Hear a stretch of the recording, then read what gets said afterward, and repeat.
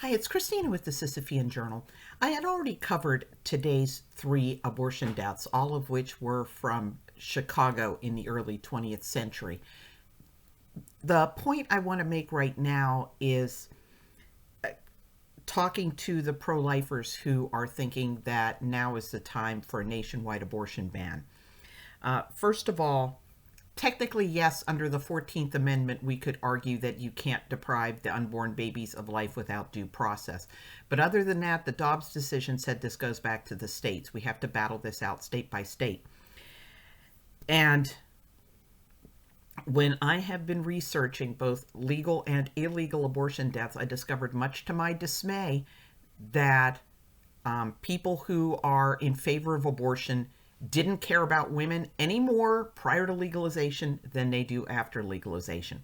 The kind of turning a blind eye that we saw with the Kermit Gosnell case, where he was doing things that were flagrantly illegal, the state knew about it and nobody did anything, that was the situation in Chicago in the early 20th century. The officials knew this stuff was going down. People were openly advertising abortions. They would just say, women's problems 100% guaranteed. Everybody knew they were advertising abortions. They were killing women, and prosecutions were few and far between, and often the result was a slap on the wrist. And probably the most prolific Chicago abortionist, Dr. Lucy Hagenow, said, you just bribe people.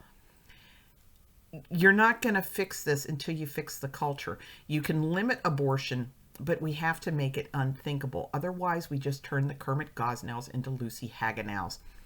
And listen to what was going on in Chicago when abortion was 100% illegal. In 1909, a homemaker named Marion Lang, 29 years old, died in her home on 52nd Avenue in Chicago from septicemia caused by an abortion.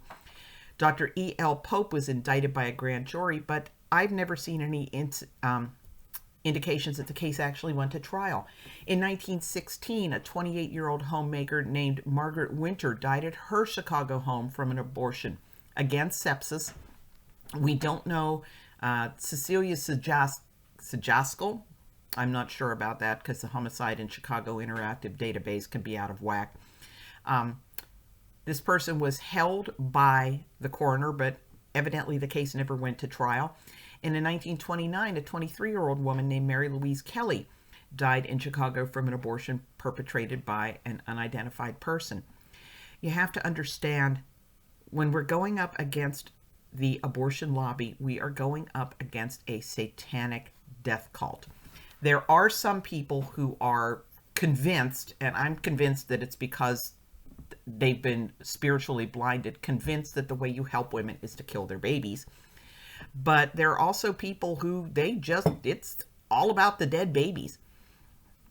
It's hard to understand why, but if you read Bernard Nathanson's book, Aborting America, when he took over the Center for Sexual and Reproductive Health in New York, Center for Reproductive and Sexual Health, CRASH, in New York, he noticed that they were just becoming obsessed with performing more and later abortions. It wasn't about the women. It just turns into some kind of macabre game for them. And until we fight that down, we're just going to have Chicago all over again. And it's just going to be women from around the country traveling to places like Chicago where nobody enforces the laws. The babies are going to keep dying. The women are going to keep dying. The abortionists are going to be emboldened. Come on, how long have we had a Born Alive Infants Protection Act? And it has never once has anybody ever been prosecuted under it. Okay? We need to make abortion unthinkable. And Elon Musk understands. He identifies as pro-choice, but he understands that the abortion lobby sells fear and kills joy. And we need to get people on board with that. So we need a lot of prayer. I think right to redress is the way to go, because it breaks us out of that false paradigm of a woman and her doctor making a decision versus those anti-choice busybodies. Put the power in the hands of the women. Let these people try to explain away why giving power to the women is misogynist. Let the women, no statute of limitations, None. No statute of limitations. If at any point she realizes that something she was told before that abortion was incomplete or untrue, she can sue for the wrongful death of that baby. Can you imagine? These abortion clinics wouldn't be able to stay open if they got sued by the women, by the post-abortive women, every time those women were lied to. So we need to be smart here, and we need to not play into their false paradigm.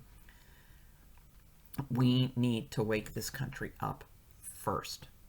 And if you do it right, you're not even going to need a ban.